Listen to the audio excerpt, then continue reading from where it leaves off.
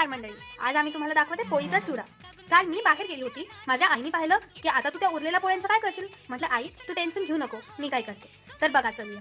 तर पोळी चांगल्यापैकी छोट्या छोट्या तुकड्यात करून घेऊया व कांदा टमाटे पण साईडला काढून घेऊया। पोळीला मिक्सर मधून चुरा करून घेऊया ज्यापैकी ते बारीक होईल। कांदा टमाटा सांबार आणि मिरची कापून घेऊया। कढईत तेल टाका, मग मस्त तडफड येईल तोपर्यंत राई जिरं टाका, छानपैकी हलवून घेऊया। आता त्याच्यात टाका कांदा आणि मिरची, छानपैकी त्याला पण शिजू देऊया थोडंसं।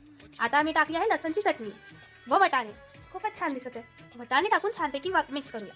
मस्त लाल लाल टमाटर टाकून छानपैकी चव यायला, मला तर आताच तोंडात पाणी सुटतंय। मस्त मिरची, हळद, धनिया पावडर व आपली मीठ टाकून छानपैकी आपण हलवून घेऊया। आणि मग आता पोळीचा चुरा केलेला ते पण याच्यात टाकून मिक्स करून घेऊया।